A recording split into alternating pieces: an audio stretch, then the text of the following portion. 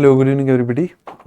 So once again, I welcome all of you in today's current affairs. Okay, so today's current affairs class is going to be important because I have straightway opened the newspaper itself in front of you people. Okay, why I have done this? Because I want to make you people understand how we have to select articles and how we have to go with the newspaper. Okay, see, fake demand will not be entertained.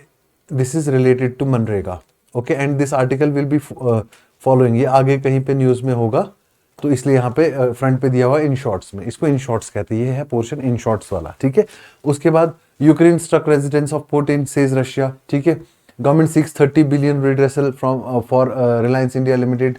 We will see कि ये वाली news जब आगे आगे आएगी हम देखेंगे ये पढ़ने के लायक है या नहीं है. ठीक है, अब puzzling credit growth disconnect, not so important. Indian women, ये स्पोर्ट्स पेज की न्यूज है. ठीक है, अब हमको इंपॉर्टेंट क्या चीज है देखने के लिए, अब हम न्यूज़पेपर में जैसे हम फ्रंट पेज पे आगे बढ़ते हैं, हम देखते हैं supreme court stage the suspension sentence of former BJP MLA in Unnao rape case. ठीक है, उन्नाव रेप केस में बीजेपी एमएलए का जो पनिशमेंट था वो सस्पेंड कर दिया गया था, लेकिन सुप्रीम कोर्ट ने उस पर स्टे कर दिया. सुप्रीम कोर्ट ने क्या कर दिया? स्टे कर दिया. ठीक है, ये किस एक्ट के अंडर में ये ट्रायल किया जा रहा है? ये किया जा रहा है section 5 of prevention of children from sexual offences. Okay, POCSO. ठीक है, ये एक्ट के अंडर कार्रवाई चल रही है. खैर, नॉट सो इंपॉर्टेंट, ये उतना इंपॉर्टेंट नहीं है. ठीक है, इंपॉर्टेंट ये वाला है, Supreme Court pauses its judgement on Aravalli, moots a new panel. Supreme Court ने अरावली के ऊपर जो जजमेंट दिया था, वो जजमेंट क्या था मैं आपको ऑलरेडी बता चुका हूं वो जजमेंट के बारे में.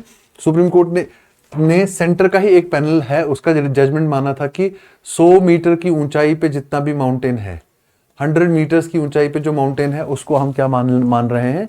उसको हम मान रहे हैं अरावली माउंटेन्स का पार्ट. और 500 मीटर विड्थ के आसपास में 100 मीटर वाली हाइट के बीच के जितने भी माउंटेन्स हैं जिनकी 500 मीटर एक्सपेंशन है, उनको भी हम इन हिल्स के अराउंड अरावली माउंटेन रेंजेस मान रहे हैं. लेकिन एक्सपर्ट्स और जो इसकी बेनिफिशियरी स्टेट्स हैं, जो इसकी मेन कंसर्निंग स्टेट्स हैं, जो कौन कौन सी स्टेट्स है इसमें? दिल्ली है, हरियाणा है, उत्तर प्रदेश है और राजस्थान है. इन स्टेट्स ने कहा कि इस तरह से पूरा अरावली जो है ये क्या हो जाएगा?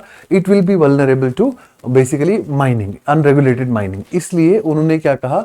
There was a lot of hue and cry on the definition of Aravallis. अब सुप्रीम कोर्ट ने क्या कहा कि हम एक नया पैनल सेट करेंगे, वो डिफाइन करके देगा कि अरावली माउंटेन रेंजेस कौन सी हैं.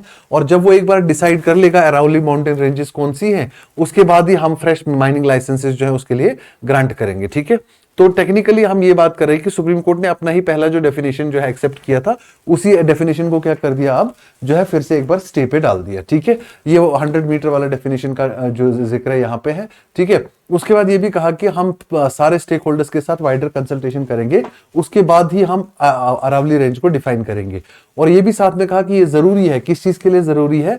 अरावली रेंज की इंटीग्रिटी के लिए, इकोलॉजिकल इंटीग्रिटी के लिए ये बहुत ज्यादा जरूरी है. ठीक है, अब ये न्यूज मुझे पढ़ने लायक लगी, मैंने पढ़ा और इस पे इंपॉर्टेंट पॉइंट्स हाईलाइट करके, अब यही जो मैंने इंपॉर्टेंट पॉइंट्स इसमें हाईलाइट करे, तो आपको यही चीजें बाद में अपने नोट्स में लिखनी होती हैं. ठीक है, एक क्वेश्चन आया था कि नोट्स कैसे बनाएं, इसलिए मैंने आज डायरेक्ट न्यूज़पेपर पे आर्टिकल पढ़ना और नोट्स बनाना दोनों चीजें साथ साथ में कवर कर रहा हूं. ठीक है, और साथ में करंट अफेयर्स का डिस्कशन भी कर रहा हूं. ठीक है, अब इसके बाद नेक्स्ट जो मैं चल रहा हूं यहाँ पे, ये छोटी छोटी Mamta lays foundation for Durga Angan, बहुत जरूरी नहीं है. Flight and trains disrupted due to dense fogs, ये तो नॉर्मल फिनोमेना है. ठीक है, fire on Tata Ernakulam express kills over 150 passengers evacuated, not so important. हालांकि थोड़ा सा रेलवे की सेफ्टी को रिलेटेड क्वेश्चंस है तो थोड़ा सा देखा जा सकता है, बट फैक्चुअल चीजें हैं तो नहीं है. ठीक है, अब दूसरा मैंने यहाँ पे जो मार्क किया है पढ़ने के लिए आर्टिकल, वो ये है कि इंडेक्स फॉर इंडस्ट्रियल प्रोडक्शन जो है ये बहुत ज्यादा अच्छी ग्रोथ इसने अभी रजिस्टर की है. ठीक है, अब यहां पे आपको नोटिस क्या क्या करना है. सबसे पहले ये इंडेक्स फॉर इंडस्ट्रियल प्रोडक्शन क्या है, मेरी पिछली एक वीडियो में अगर आप देखोगे मैंने वहां पे बहुत डिटेल में बताया कि ये एक इंडेक्स है जो इंडस्ट्रियल ग्रोथ को मॉनिटर करता है. ठीक है, ये इंडेक्स क्या करता है? Monitors industrial growth. This index monitors industrial growth. Monitors what? Industrial growth. ये मैंने आपको पहले ही बता दिया है. ठीक है, मैंने वेटेज भी बता दिया, मैन्युफैक्चरिंग का, माइनिंग का, 8 कोर इंडस्ट्रीज का 40% शेयर है इसमें, ये मैं ऑलरेडी बता चुका हूं. कौन पब्लिश करता है? Ministry of Statistics and Programme Implementation, मैंने ये भी ऑलरेडी डिस्कस किया हुआ है. ठीक है, अब इसमें आपको क्या नोटिस करना है प्रीलिम्स पॉइंट ऑफ व्यू से, यही कि कौन पब्लिश करता है इंडेक्स फॉर इंडस्ट्रियल प्रोडक्शन और ये किस लिए जरूरी है, ये दिखाता है कि इंडस्ट्रीज का ग्रोथ कैसा चला है। ठीक है, अब ये कह रहा है नवंबर में ये 6.7% तक गया है। ठीक है, index for industrial production which shows कि नवंबर में काफी अच्छा ग्रोथ है हुआ है। ब्रॉडबैंड मोस्टली गेन्स किसमें, मैन्युफैक्चरिंग सेक्टर में हुए हैं और कैपिटल गुड्स सेक्टर में हुए हैं। ठीक है, manufacturing sector and capital goods में हुए हैं। ठीक है, ये दिखा रहा है अक्टूबर 2023 में सबसे पहले ये 12% के पास था। ठीक है, फिर 2023 के बाद ये ड्रॉप करता गया, कभी 4 से नीचे भी आया है। ठीक है, फिर ये बड़ा अनइवन इसका ग्रोथ रहा है। अब इन ग्राफ्स को देख के आपको पता चलता है, कभी यूपीएससी क्वेश्चन पूछता है स्टेटमेंट बेस्ड क्वेश्चन होता है, index for industrial production has shown consistent improvement over the past 3 years. लेकिन अगर आप देखोगे ये ग्राफ बहुत ही इरेगुलर इंप्रूवमेंट है, रादर ये लोअर साइड थोड़ा सा डिक्लाइन ही हुआ है। अगर 3 ईयर से पहले देखोगे जब 12% ग्रोथ था और अब जो है 6.8% ही दिखा रहा है इंडेक्स फॉर इंडस्ट्रियल प्रोडक्शन। ठीक है, और इसमें सबसे इंपॉर्टेंट जो है ये बोल रहा है कि इसमें सबसे ज्यादा अपस्विंग जो है वो किस वजह से है। एक तो फेस्टिव सीजन चल रहा था, इसकी वजह से काफी ज्यादा डिमांड इंक्रीज थी। ठीक है, उसके बाद फिर उसके बाद फेस्टिव सीजन सेल्स की वजह से भी काफी ज्यादा सेल्स हुई हैं। ठीक है, तो कई सारी सेगमेंट्स में, जैसे इलेक्ट्रिसिटी सेगमेंट या माइनिंग सेगमेंट है। अब इनमें फेस्टिवल्स को तो कोई रोल नहीं है, लेकिन इनमें क्या हुआ है, काफी ज्यादा नॉर्मलाइजेशन हुई है और नॉर्मलाइजेशन की वजह से इसमें इंप्रूवमेंट हुआ है।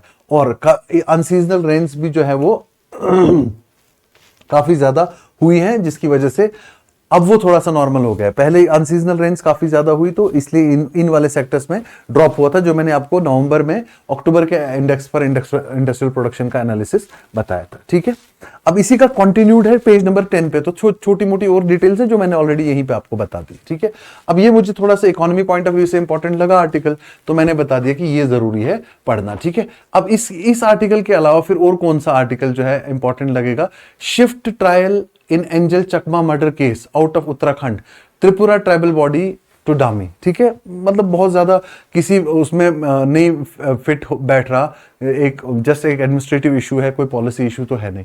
ठीक है, उसके बाद flight times disrupted dense fog की वजह से extra duty related stray dogs assigned teachers को, जो एक न्यूज चल रही थी कि टीचर्स को स्ट्रे डॉग्स के डीलिंग के लिए नोडल ऑफिसर बनाया जाएगा, ये उससे रिलेटेड न्यूज है तो बहुत इंपॉर्टेंट नहीं है। अब है यहाँ पे क्या है, chaos at special intensive revision hearings in Bengal, Trinamool Congress seeks inclusion of BLAs in proceedings। ठीक है, अब ये भी स्पेशल इंटेंसिव रिवीजन जो एक्सरसाइज है कंसिस्टेंट न्यूज में है, कभी कुछ इसमें हो रहा है, कभी कुछ इसमें हो रहा है। टेक्निकलिटीज हमने पहले बेसिक्स की एक क्लास में बताया कि स्पेशल इंटेंसिव रिवीजन क्या होता है, क्यों होता है, इलेक्शन कमीशन ने कब कब किया, पीछे वीडियो में मैं बता चुका। तो बेसिक्स अगर पता है तो करंट इसमें ये जरूरी नहीं है अपडेट करना बहुत ज्यादा। अब ये कम्युनल क्लैशेस इन किश्तवाड़ वगैरह ये सारी चीजों को छोड़ो, ये किसी भी काम के हमारे नहीं है। जो काम के हैं वो हमारे किसी पॉलिटिकल किसी हमारे पेपर के टॉपिक से वो टच करना चाहे। I am secular in true sense. अब आप बोलोगे सेक्युलर वर्ड की वजह से ये हमारे लिए इंपॉर्टेंट है, लेकिन ये कह कौन रहा है, ये तो एक पॉलिटिकल स्टेटमेंट है, ममता बनर्जी स्टेटमेंट दे रही है। ठीक है, तो नॉट सो इंपॉर्टेंट। ठीक है, Amit Shah home ministers visit, Kolkata visit, 3 day visit, why it is how it is important, थोड़ा सा देख सकते हैं लेकिन बहुत ज्यादा जरूरी नहीं है। अब ये सारे Bihar minister appointment as assistant professor put on hold, मतलब जस्ट एडमिनिस्ट्रेटिव न्यूज है, कोई इसमें मतलब आपका न्यूज़पेपर सिविल सर्विसेज एग्जाम के लिए इंपॉर्टेंट नहीं है। ठीक है, will allot houses to those hit by demolition, Karnataka CM, again political game play. ठीक है, तो जो न्यूज मैम ने मार्क करी है वो है यहाँ पे एडिटोरियल पे। एक तो मॉडल कंडक्ट ये वाला आर्टिकल जो है, मैं पहली 3 लाइनें पढ़ के डिसाइड करा कि ये वाला आर्टिकल जो है ये इंपॉर्टेंट है। और ये इंपॉर्टेंट किस लिए है, मुझे लगा ये इंपॉर्टेंट है, हमारा आर्टिफिशियल इंटेलिजेंस को रेगुलेट करने के रिलेटेड आर्टिकल है। क्या कह रहा है कि आर्टिफिशियल इंटेलिजेंस को रेगुलेट करना वो बहुत ही ज्यादा जरूरी है। ठीक है, लेकिन हमारी कंट्री में क्या हो रहा है इस समय, इंडिया के अंदर क्या चल रहा है, आर्टिफिशियल इंटेलिजेंस के जितने भी डीलिंग मॉडल्स हैं, ठीक है, मैं बड़ा कर रहा हूं इस न्यूज आइटम को। ठीक है, हमारी कंट्री में हम जो आर्टिफिशियल इंटेलिजेंस को डील कर रहे हैं वो कौन कौन से ऑलरेडी जो हमारे पास रूल्स बने हुए हैं। ठीक है, कौन कौन से रूल्स बने हुए हैं, जैसे यहां पे मैंने मेंशन करा है आईटी एक्ट है, या फिर प्राइवेसी के रिलेटेड डाटा प्रोटेक्शन रूल्स हमने अभी नोटिफाइड किए हैं, पीडीपीआर पिछले वीडियोस में मैंने पढ़ा है, पर्सनल डेटा प्रोटेक्शन रूल्स।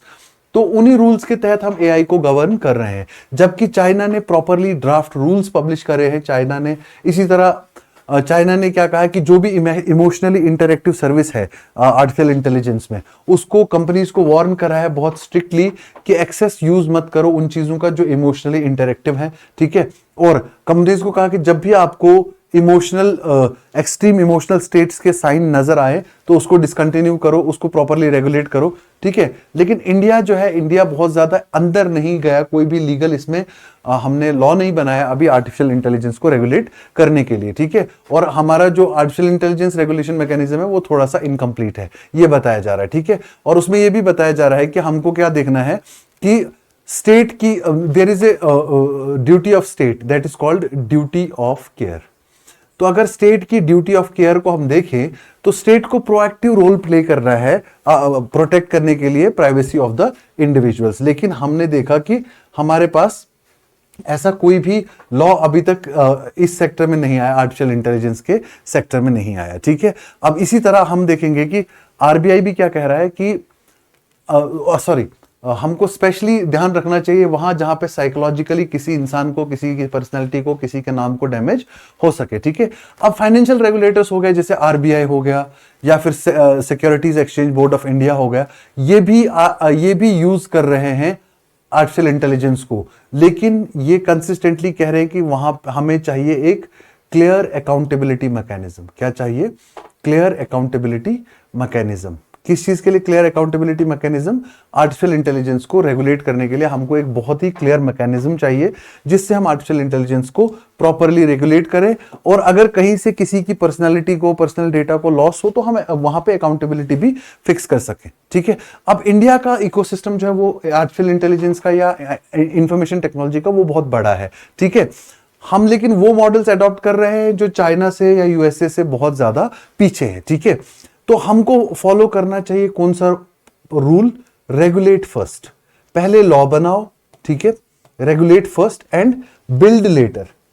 हम डिजिटल इंडिया बनाना चाह रहे हैं, लेकिन ऐसे आर्टिफिशियल इंटेलिजेंस जैसी चीजों के लिए हमने कोई भी ज्यादा रेगुलेशंस अभी तक इफेक्टिवली नहीं लाए। तो इसलिए the principle should be regulate first and build later, ठीक है। अब प्रैक्टिकल वे क्या है? सबसे पहले हमको देखना है कौन कौन से फ्रंटियर्स ये टच करता है, ह्यूमन एस्पेक्ट्स के या हमारे इकोनॉमिक एस्पेक्ट्स के, ठीक है। मार्केट में क्या क्या ये टच कर रहा है, ठीक है। और उसके बाद हमको देखना है कि सबसे पहले कैसे हम अपने जितने भी रिसोर्सेज है एआई के, उनके हमको सबसे पहले देखना है वो कितने एक्सेसिबल है हमारे लिए। एक्सेस को सबसे पहले क्या करना है? इंप्रूव करना है कि गवर्नमेंट के पास एक्सेस हो सारे आर्टिफिशियल इंटेलिजेंस प्लेटफॉर्म्स का, ठीक है। उसके बाद हमको जो है वो डेटा जो लोगों तक डायरेक्टली पहुंचता है या जो लोग यूज करते हैं, हमको वो वाली साइड ज्यादा इफेक्टिवली रेगुलेट करनी है। Means we should regulate the downstream use more. Downstream use means which effects the common masses.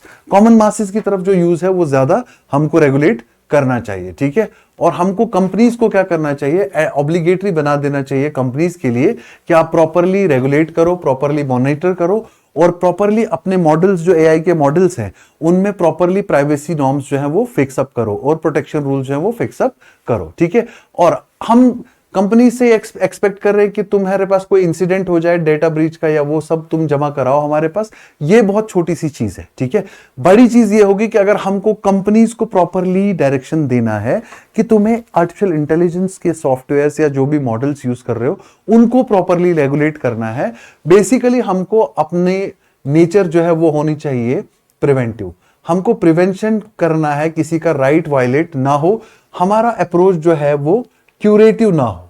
Curative means cure करने का ना हो कि बीमारी आएगी तब हम क्या करेंगे? क्योर करेंगे। अभी हमको करना क्या है? हमको करना है prevention. So preventive approach is more required as compare to the curative approach, ठीक है। तो इस तरह से मैंने एडिटोरियल का एनालिसिस कर लिया और सारे पॉइंट्स आपको बता दिए कौन कौन से इंपॉर्टेंट पॉइंट्स है इसमें जो उठाए जाने चाहिए, ठीक है। अब दूसरा है ये, this article is mindless bombing.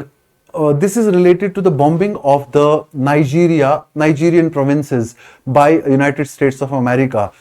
Mr. Trump, when he assumed charge as the American president for the second term, he said that he tried to present his image as a president of peace. ठीक है, and he claimed that he has resolved so many disputes, but continuously he has continued the spree of bombing different areas. Okay, like he has bombed certain areas in Syria also, Yemen also, Somalia, Iran, and now the bombing of Nigeria. Why Nigeria bombing? He is saying that because in Nigeria there is some anti-Christian activities. Christians are being forced to different types of discrimination. But what experts say, experts say that in Nigeria the Muslims are more prone to the prone to the terrorist cruelties and terrorist injustice. ठीक है, terrorist जो है वहां पे ज्यादा Muslims को नुकसान पहुंचा रहे हैं, ऐसा एक्सपर्ट्स का कहना है. वहां पे मेजरली नाइजीरिया में दो ग्रुप्स है, एक है बोको हराम और एक है West Africa Province, Islamic State of West Africa Province. ठीक है, Boko Haram and Islamic State of West African Province. ठीक है, ये दो टेररिस्ट ऑर्गेनाइजेशंस हैं वहां पे जो एस्टेब्लिशमेंट्स को कंटिन्यूअसली चैलेंज कर रही हैं. ठीक है, तो इस आर्टिकल में यही कहा है कि ऐसे एक्शंस, एब्रप्ट बॉम्बिंग से वहां की सिचुएशन ज्यादा खराब हो सकती है, सिविलियंस को ज्यादा नुकसान पहुंचाया जा सकता है. बेटर है कि एक कॉन्स्ट्रक्टिवली एंगेज करके और कोहेरेंट एक रीजनल काउंटर टेररिज्म स्ट्रेटेजी बना के इस चीज को डील किया जाए. I don't find it much important, लेकिन जस्ट मैंने जनरल नॉलेज के लिए डिस्कस कर दिया. ठीक है, उसके बाद एक आर्टिकल है रिगार्डिंग तलाक, रिगार्डिंग द इशू ऑफ तलाक, जिसमें एक सुप्रीम कोर्ट का बहुत अच्छा केस है. The case is Benazir Heena versus Union of India and others. इस केस की मैं आपको ब्रीफ हिस्ट्री बता देता हूं. Benazir, the lady who was being informed by her husband through advocate, so she was being sent divorces, उसको डिवोर्सेस भेजे जा रहे थे थ्रू एडवोकेट. खुद जो है साहब नहीं जा रहे हैं, खुद प्रोनाउंस नहीं कर रहे हैं. हालांकि वो ये कह रहे हैं कि हम तरीका जो है, प्रॉपर जो तरीका है डिवोर्स का वो फॉलो कर रहे हैं. व्हाट इज द प्रॉपर तरीका डिवोर्स का? That is called in Islam, it is called as talaq Hasan. It is called तलाक हसन. ओके, तलाक हसन ये कहता है कि according to the article, Talaq Hasan says that there shall be proper pronouncements of divorce 3 times over a long period, in which period of 3 ritual purities, that is called idda.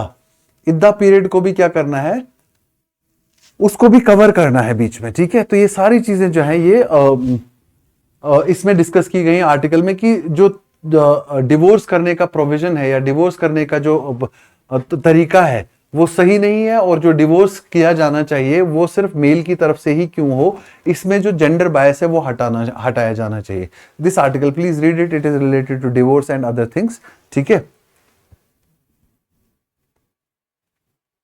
उसके बाद next जो article, why Myanmar is voting amid conflict, इसके बारे में मैंने much details कल आपको बता दी.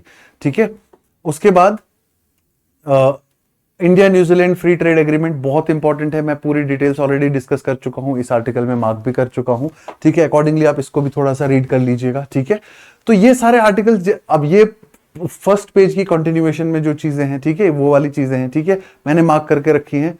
ठीक है, industrial index for industrial production का फिर से ये डिटेल्स यहां पे मैंने मार्क करके रखी हैं. ठीक है, उसके बाद नेक्स्ट एक आर्टिकल और मैंने इसमें देखा है जो इंपॉर्टेंट है, वो है related to bank fraud cases. ठीक है, I will just show you, this is here.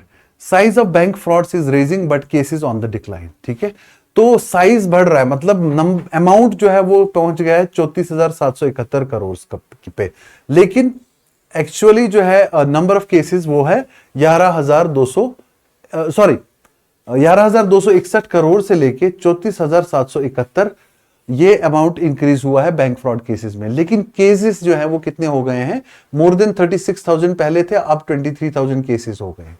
ठीक है, अब ये केसेस तो कम हुए हैं, लेकिन अमाउंट क्यों बढ़ रहा है? क्योंकि इसमें सबसे बड़ा रीजन इन्होंने कॉज किया कि साइबर फ्रॉड्स के केसेस, ऑनलाइन फ्रॉड्स या कार्ड रिलेटेड फ्रॉड्स जो है वो सबसे ज्यादा है. ठीक है, तो ये इसमें इशू रेज किया गया है. और दूसरा ये बताया गया है कि नंबर ऑफ इंडिविजुअल्स जो फ्रॉड्स हैं, कार्ड और इंटरनेट फ्रॉड्स, वो सबसे ज्यादा है, 66% से ज्यादा. ठीक है, उसके बाद ये बताया गया कि प्राइवेट सेक्टर बैंक्स में जो फ्रॉड्स हैं, नंबर ऑफ फ्रॉड्स वो है ज्यादा, 59% प्राइवेट सेक्टर बैंक नंबर. लेकिन जब अमाउंट की बात करें तो 70% अमाउंट जो है वो पब्लिक सेक्टर बैंक्स का है फ्रॉड्स में, ठीक है। तो ये सारी डिटेल्स ऐसे आर्टिकल्स में दी जाती है और ये आपको जो है फर्दर अच्छा ओवरऑल बाद में बताया कि बैंक जो है वो रेजिलियंट है इस समय, बैंक्स की प्रॉफिटेबिलिटी बहुत अच्छी है और बैंक्स की बैलेंस शीट भी डबल डिजिट ग्रोथ शो कर रही है, means more than 9% double digit growth.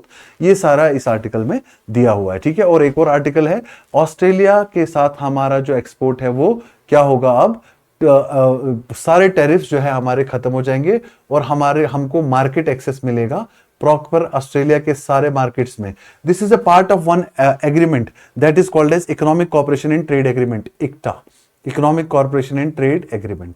ये वाला एग्रीमेंट हमारा जो साइन हुआ है, over the 3 years it has performed very well. 2022 में हमने ये साइन करना शुरू किया था, डिस्कशन अब फाइनलाइज हो गया है और अब हमारे एक्सपोर्ट जो है उन पे 0 ड्यूटी होगी ऑस्ट्रेलिया में। ऑस्ट्रेलियन मार्केट्स की तरफ हमारा खूब एक्सेस होगा और अभी इंडिया और ऑस्ट्रेलिया वर्क कर रहे हैं किस पे, कॉम्प्रिहेंसिव इकोनॉमिक कोऑपरेशन एग्रीमेंट, एक कॉम्प्रिहेंसिव इकोनॉमिक कोऑपरेशन एग्रीमेंट की तरफ हम बढ़ रहे हैं, ठीक है। तो ये सारे आर्टिकल्स मुझे इंपॉर्टेंट लगे, यही न्यूज़पेपर का पीडीएफ आपके साथ मैं शेयर करूंगा। सिर्फ आपको ये चीज देखनी है कि मैंने कौन से आर्टिकल्स उठाए हैं, मैंने कैसे कैसे उनमें से पॉइंट्स हाईलाइट किए हैं और वही पॉइंट जो है आपको अपने न्यूज़पेपर की रीडिंग में भी और अपने नोटबुक में भी डालना है, ठीक है। तो आज की क्लास का ड्यूअल मीनिंग था, एक न्यूज़पेपर के आर्टिकल सेलेक्ट करना, करंट अफेयर्स भी हमारा डिस्कशन इसी में हो गया और नोट्स कैसे बनाए जाएं वो भी मैंने इसी में बता दिया, ठीक है। बाकी इसके बाद मुझे कोई ज्यादा इंपॉर्टेंट न्यूज नहीं लगी। इंटरनेशनल न्यूज में बहुत ज्यादा नहीं देखता या नहीं ज्यादा नहीं पढ़ता क्योंकि मेरा थोड़ा सा इंटरनेशनल वाला सेक्शन में इंटरेस्ट कम है, लेकिन आप देख लेना जो भी इंटरेस्टिंग होगा, ठीक है। बाकी स्पोर्ट्स तो मैं बिल्कुल नहीं पढ़ता, ठीक है। आप देख लेना अगर आपको इंटरेस्टिंग लगे। हाँ, science and technology, what is dark energy, dark energy में साइंटिस्ट जो है वो क्यों, साइंटिस्ट को क्या लग रहा है कि अब क्या उसके बारे में सारा कुछ जो बोला गया है वो अभी तक गलत बोला गया है, ठीक है। It is related to cosmology, ठीक है। इस आर्टिकल को थोड़ा सा साइंस एंड टेक्नोलॉजी पर्सपेक्टिव से पढ़ा जा सकता है, ठीक है। तो ये सारे आर्टिकल्स हैं और यही सारा आपका न्यूज़पेपर का डिस्कशन है, समझ रहे मेरी बात को। तो ठीक इसी तरह अगर आप न्यूज़पेपर के डिस्कशन को करेंगे, न्यूज़पेपर के आर्टिकल्स को रीड करेंगे तो it will help you to a greater extent. And कल फिर से मैं वापस अपने ही तरीके से पढ़ाऊंगा क्योंकि मेरे को वो तरीका बेटर लगता है। मैं न्यूज़पेपर एक्सट्रैक्ट करता हूँ आर्टिकल्स, उनको पढ़ के और फिर उनके पॉइंट्स आपके सामने 1 by 1 रखता हूँ, एक अलग ही एक्सट्रैक्ट पीडीएफ बना के। आज मैं पूरे न्यूज़पेपर को ही आपके साथ शेयर कर लूंगा ताकि आपको याद रहे कि मैंने कौन कौन से आर्टिकल्स पढ़े हैं और कौन कौन से आर्टिकल्स को मैंने इसमें मार्क करा है। That will help you very thoroughly, ठीक है। तो ये है आपका पूरा आज का करंट अफेयर्स का डिस्कशन, ठीक है। आज के लिए मेरे साथ जुड़ने के लिए शुक्रिया। हम फिर से मिलेंगे कल एक अच्छे और लंबे डिस्कशन के साथ। Thank you.